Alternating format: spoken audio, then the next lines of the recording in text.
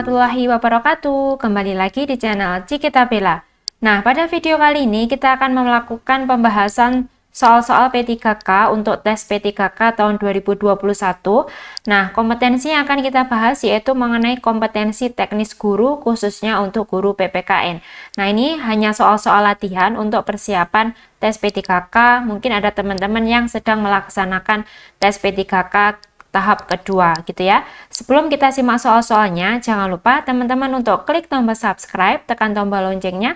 Jangan lupa juga like, komen, dan share sebanyak-banyaknya ya. Oke, langsung saja kita mulai soal yang pertama. Pembatasan masa jabatan Presiden sebagaimana ditetapkan melalui Undang-Undang Dasar Negara Republik Indonesia tahun 1945 dalam perspektif demokrasi merupakan perwujudan A. Rekrutmen politik terbuka, B. Penegakan supremasi hukum, C. Rotasi kekuasaan negara, D. Akuntabilitas pemerintahan, atau E. Pelaksana pemerintahan. Nah, ini videonya bisa teman-teman pause dulu, teman-teman jawab, setelah itu kita simak bareng-bareng pembahasannya ya. Nah, untuk soal yang nomor 1, jawabannya adalah yang C. Rotasi kekuasaan negara. Nah, lembaga-lembaga negara ini diatur di Ketatanegaraan Negara Indonesia. Nah, lembaga-lembaga negara ini untuk sistem ketatanegaraan Indonesia itu fungsi dan kewenangannya diatur oleh Undang-Undang Dasar 1945. Nah, lembaga kepresidenan itu merupakan salah satu penyelenggara negara yang berfungsi atau kewenangannya itu juga diatur dengan jelas di dalam UUD itu ya. Nah, salah satu aturannya itu adalah adanya pembatasan masa jabatan presiden. Jadi presiden itu tidak bisa diberlakukan seumur hidup gitu ya. Pasti ada rotasinya atau pergantiannya. Nah, hal itu dimaksudkan agar terjadi rotasi kekuasaan dan tidak adanya kekuasaan yang permanen. Gitu ya. Kita lanjut soal yang nomor 2. Penyelenggaraan pemilihan umum di Indonesia dilaksanakan oleh Komisi Pemilihan Umum yang memiliki kewenangan sebagai berikut. A. Memilih anggota Dewan Perwakilan Daerah yang berasal dari calon perorangan. B. Memilih Presiden, Wakil Presiden, dan Menteri-Menteri Negara dalam satu paket. C. Melaksanakan pemilihan umum yang dapat diwakilkan kepada pemegang hak adat. D. Memilih anggota Majelis Permusyawaratan Rakyat dari partai politik. Atau E. Menetapkan pemenang berdasarkan jumlah suara dari hitung cepat. Jawaban yang benar yaitu adalah yang A. Memilih anggota DPD yang berasal dari calon perorangan. Nah, ada banyak lembaga-lembaga negara yang menyelenggarakan pemerintahan negara di Indonesia. Nah, salah satunya yaitu Komisi Pemilihan Umum yang merupakan salah satu lembaga negara yang kewenangannya sudah diatur dalam Undang-Undang Dasar Negara Republik Indonesia tahun 1945. Nah, salah satu kewenangan yang dimiliki oleh KPU yaitu adalah memilih DPD atau Dewan Perwakilan Daerah yang berasal dari calon perorangan, gitu ya. Oke, kita lanjut soal nomor 3. Indonesia sebagai negara hukum memiliki sistem hukum nasional sendiri yang berbeda dengan negara lain. Berdasarkan Undang-Undang Dasar Negara Republik Indonesia tahun 1945, lembaga yang melaksanakan kegiatan pembuatan hukum atau lawmaking adalah apakah yang A. MPR dan DPR, B. Komisi Yudisial dan Presiden, C. Mahkamah Agung dan DPR, D. DPR dan Presiden, atau E. Mahkamah Konstitusi dan Mahkamah Agung. Nah, jawaban yang benar yaitu adalah yang D, DPR dan Presiden. Nah, jadi yang bertugas untuk membuat aturan atau membuat undang-undang itu adalah DPR dan Presiden. Nah, Indonesia itu adalah negara yang mendasarkan penyelenggaraan pemerintahannya berdasarkan hukum. Nah, sistem hukum di Indonesia ini berdasarkan ketentuan dalam Undang-Undang tahun 1945. Nah, salah satu ketentuan hukum yang ada mengatur tentang lembaga negara. Nah, lembaga negara yang kegiatannya itu membuat hukum atau lawmaking itu adalah DPR dan Presiden, gitu ya. Oke, kita lanjut soal nomor 4. Kewenangan mengadili pada tingkat pertama dan terakhir yang putusannya bersifat final dalam memutuskan pembubaran partai politik dilaksanakan oleh A. Pengadilan Negeri, B. Pengadilan Tinggi, C. Komisi Yudisial, D. Mahkamah Agung, atau E. Mahkamah Konstitusi. Jawaban yang benar itu adalah yang E, Mahkamah Konstitusi. Nah, sistem peradilan di Indonesia itu juga sudah diatur di dalam Undang-Undang Dasar Negara Republik Indonesia tahun 1945. Nah, salah satunya yaitu Mahkamah Konstitusi yang memiliki kewenangan untuk mengadili tingkat pertama dan terakhir yang putusannya bersifat final dalam memutuskan pembubaran partai politik. Gitu ya. Kita lanjut soal nomor 5. Keterlibatan Indonesia dalam kerjasama antar bangsa sebagaimana diamanatkan oleh pembukaan Undang-Undang Dasar Negara Republik Indonesia tahun 1945 dimaksudkan untuk A. Membina dan menegakkan perdamaian dunia, B. Memenuhi berbagai kebutuhan warga negara Indonesia, C. Mengatur kehidupan warga negara yang berada di luar negeri, D. Membangun perekonomian dan stabilitas keamanan negara, atau yang E, mendapatkan dana pembangunan di dalam negeri. Nah, jawaban yang benar yaitu adalah yang A, membina dan menegakkan perdamaian dunia. Sesuai dengan pembukaan Undang-Undang Dasar Negara Republik Indonesia, ada beberapa tujuan yang tertuang dalam pembukaan tersebut. Nah, salah satunya yaitu menciptakan ketertiban dunia yang berdasarkan perdamaian abadi dan keadilan sosial, gitu ya kalau nggak salah bunyinya. Jadi yang paling benar salah satu tujuan kerjasama tersebut adalah untuk membina dan menegakkan perdamaian dunia. Oke, kita lanjut soal nomor 6. Setiap orang yang memiliki perkara hukum di pengadilan didampingi oleh penasihat hukum, baik yang berasal dari organisasi IPHI, LBH, maupun IKADIN. Hal ini terkait untuk menjamin keadilan dan kedamaian, karena A. Adanya mafia peradilan yang sulit dikendalikan, B. Adanya peluang penyuapan dalam kasus hukum, C. Adanya proses penegakan hukum yang sesuai dengan peran hukum dalam masyarakat, D. Adanya tunggakan perkara hukum yang sangat banyak, atau yang E. Adanya penegak hukum yang kurang profesional.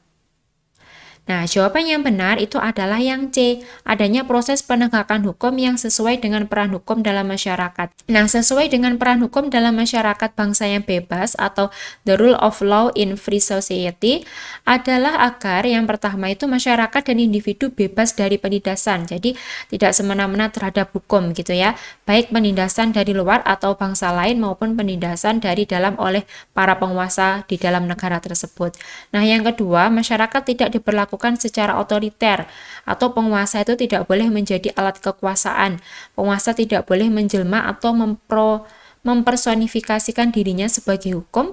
Kebebasan dan kemerdekaan individu tidak ditentukan oleh kehendak atau keinginan penguasa. Jadi tidak ada penguasa yang otoriter gitu ya. Oke, kita lanjut soal nomor 7. Penegakan hukum terhadap tindak pidana korupsi terus dilakukan, tetapi para pejabat negara seolah tidak takut melakukan korupsi. Belum efektifnya penegakan hukum dalam hal ini sangat dipengaruhi oleh A. Anggaran negara yang terus semakin membesar, B. Perekonomian negara tidak stabil memberikan peluang korupsi, C. Perilaku aparatur hukum yang kurang tegas, D. Sikap dan perilaku aparatur yang menghambat pembangunan nasional, atau yang E. Peran serta masyarakat yang sangat kurang. Jawaban yang benar itu adalah yang C, perilaku aparatur hukum yang kurang tegas. Jadi pelaksanaan hukum yang dapat berlangsung secara formal, damai, tetapi dapat juga karena pelanggaran hukum itu sendiri. Nah, dalam hal ini, hukum yang dilanggar itu harus ditegakkan agar terjaminnya perlindungan hukum, agar keadilan dan kedamaian dalam masyarakat dan bernegara lebih terjamin, sehingga terlebih jika ini berkaitan dengan perilaku aparaturnya. Jadi perlu penindakan hukum secara tegas supaya aparaturnya itu disiplin hukum agar mereka takut terhadap hukum gitu ya. Tapi kalau kita lihat para pelaku koruptor itu kan juga mendapat keistimewaan dalam hukum gitu ya. Mereka ditindak seolah-olah hanya membuat kesalahan sedikit, padahal dia merugikan bangsa Indonesia itu sudah dalam jumlah yang besar gitu ya. Oke, kita lanjut soal nomor 8. Berkaitan dengan karakteristik yang dimilikinya, penerapan otonomi daerah seperti perencanaan, pelaksanaan, dan pengawasan pembangunan dimasukkan dalam kewenangan wajib. Kewenangan wajib tersebut terkait dengan A. Kedudukan dan peran pemerintah daerah, B. Kedudukan dan peran pemerintah pusat, C. Fungsi dan tugas pokok pemerintah pusat, D. Fungsi dan tugas pokok pemerintah daerah, atau yang E. Aturan dan kebijakan pemerintah pusat. Jawaban yang benar itu adalah yang A, kedudukan dan peran pemerintah daerah. Nah, sesuai dengan bab 4 pemerintah daerah pasal 18 Undang-Undang Dasar Negara Republik Indonesia tahun 1945, pemerintah daerah mempunyai beberapa kewenangan yang sudah diatur di dalam undang-undang tersebut, yaitu tentang pemerintahan daerah. Di antara kewenangan itu adalah kewenangan wajib terkait kedudukan dan peran pemerintah daerah. Oke, gitu ya. Kita lanjut soal nomor 9.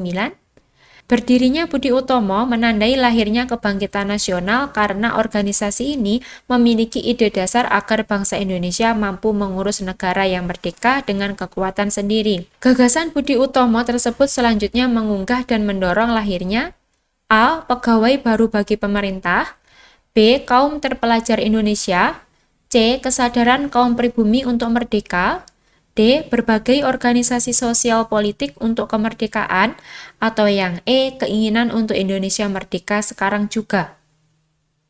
Nah, jawabannya benar itu adalah yang D, timbulnya berbagai organisasi sosial politik untuk kemerdekaan.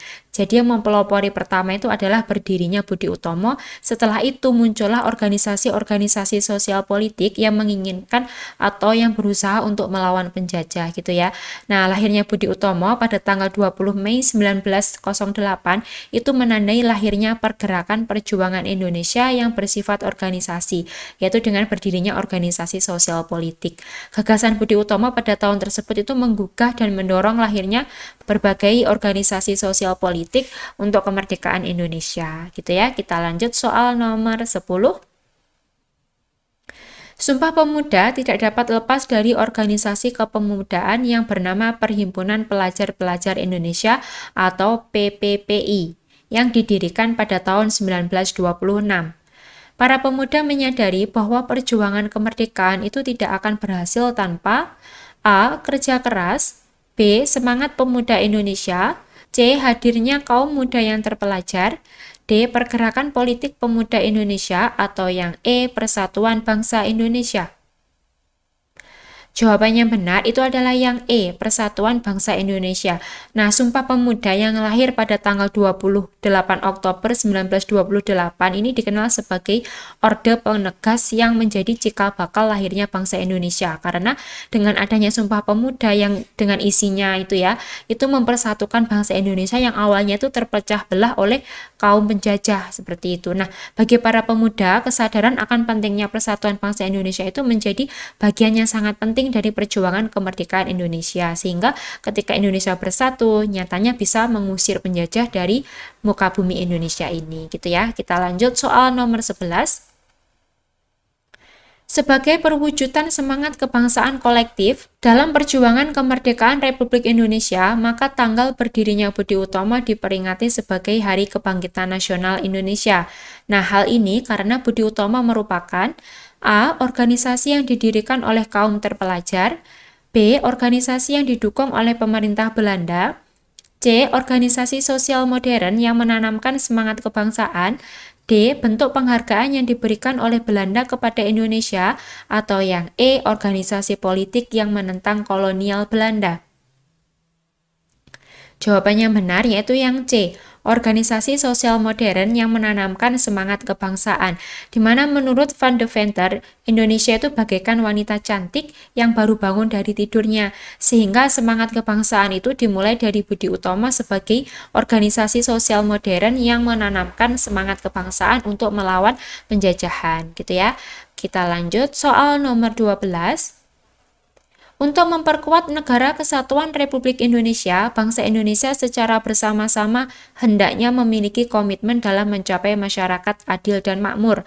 Dalam konteks kehidupan siswa, maka setiap siswa seharusnya mempunyai komitmen untuk A. Melawan segala bentuk penyalahgunaan narkoba, B. Menolak paham intoleransi, C. Menolak segala bentuk kekerasan, D. Menghindari perbuatan yang tercela, atau yang E. Menolak paham radikalisme. Jawaban yang benar adalah yang A, melawan segala bentuk penyalahgunaan narkoba. Nah, siswa itu dapat mempunyai komitmen kebangsaan secara kolektif atau secara berkelompok untuk memperkuat NKRI yang berupa ancaman non-fisik, yaitu dari penyalahgunaan narkoba. Nah, penyalahgunaan narkoba ini merupakan salah satu bentuk ancaman terhadap generasi muda, di mana biasanya penggunaan narkoba ini terjadi akibat lingkungan atau pergaulan bebas yang biasanya dilakukan oleh anak-anak muda gitu ya. Oke, kita lanjut soal nomor 13. Salah satu semangat dalam mewujudkan cinta tanah air dalam konteks Negara Kesatuan Republik Indonesia, yakni semangat perdamaian dan semangat Pancasila. Dalam konteks kehidupan siswa, maka setiap siswa seharusnya mempunyai komitmen untuk A. Melawan segala bentuk kemaksiatan, B. Belajar bersama mengerjakan soal ujian, C. Menolak segala bentuk kekerasan dan radikalisme, D. Menghindari perbuatan yang tercela, atau yang E. Bersama-sama menghadapi ketidakadilan. Jawaban yang benar itu adalah yang C, menolak segala bentuk kekerasan dan radikalisme. Nah, cinta tanah air dan bangsa dalam konteks NKRI, maka siswa itu harus menolak segala bentuk kekerasan dan radikalisme, di mana kekerasan dan radikalisme ini harus dihindari karena dapat merusak perdamaian dan semangat Pancasila, karena kan biasanya kekerasan dan radikalisme ini nanti akan memecah belah kaum terpelajar atau kaum muda sehingga mereka menjadi kubu-kubu yang saling melawan gitu ya. Nah, peserta didik itu perlu memiliki komitmen cinta tanah air untuk memperkuat negara kesatuan Republik Indonesia agar dia tidak terpecah belah gitu ya. Oke, kita lanjut soal nomor 14. Semangat dalam komitmen kebangsaan diperlukan untuk memperkuat NKRI melalui bela negara. Dalam konteks kehidupan bernegara, yang dapat dilakukan oleh siswa adalah bela negara, yaitu A. Memahami Pancasila, Undang-Undang Dasar Negara Republik Indonesia tahun 1945, dan peraturan hukum lainnya. B. Mengamalkan Pancasila dalam kehidupan sehari-hari. C. Menjaga nama baik sekolah. D. Menuntut ilmu demi kemajuan bangsa dan negara. E. Menjaga nama baik dan kehormatan bangsa dan negara. Jawaban yang benar itu adalah yang D, yang berkaitan dengan komitmen kebangsaan untuk memperkuat NKRI, yaitu dengan menuntut ilmu demi kemajuan bangsa dan negara. Nah, konsep bela negara itu dapat dilakukan sesuai dengan profesi masing-masing. Misalkan kalau menjadi guru itu ya sesuai dengan profesinya sebagai seorang guru yang berintegritas gitu ya. Nah, dalam hal ini seorang siswa itu menuntut ilmu, karena kan tugasnya siswa itu adalah menuntut ilmu untuk memajukan bangsa dan negara. Nah, bagi siswa menuntut ilmu itu merupakan bentuk bela negara sesuai dengan profesinya sebagai siswa. Lanjut soal nomor 15, soal yang terakhir. Salah satu implikasi kebijakan otonomi daerah yang dikembangkan di Indonesia adalah A. Pemerintah pusat tidak lagi berkewajiban memberikan anggaran kepada daerah. B. Daerah-daerah lebih kreatif dalam mengembangkan sumber dayanya. C. Terjadinya pemusatan kekuasaan dari pemerintah pusat ke daerah. D. Hanya putra-putra daerah yang dapat berpartisipasi secara aktif dalam pembangunan di daerah. Atau yang E. Pemilihan kepala daerah melalui perwakilan secara demokratis. Nah, jawaban yang benar itu adalah yang B. Salah satu implikasi kebijakan otonomi daerah yaitu dengan daerah-daerah ini lebih kreatif dalam mengembangkan sumber dayanya, di mana sesuai dengan pasal 18A Undang-Undang Dasar Negara Republik Indonesia tahun 1945 tentang pemerintahan daerah. Yang pertama itu ada hubungan wewenang antara pemerintah pusat dan pemerintah daerah provinsi, kabupaten, dan kota diatur dalam undang-undang dengan memperhatikan kekhususan dan keragaman daerah. Dan yang kedua yaitu hubungan keuangan, pelayanan umum, pemanfaatan sumber daya alam dan sumber daya lainnya antara pemerintah pusat dan pemerintah daerah. Jadi yang sesuai itu adalah yang B, yaitu mengenai kreativitas dalam mengembangkan sumber daya daerah masing-masing gitu ya. Oke, nah demikianlah tadi pembahasan beberapa soal P3K khususnya untuk kompetensi teknis guru PPKN. Semoga soal-soal ini bisa membantu teman-teman untuk belajar. Wassalamualaikum warahmatullahi wabarakatuh.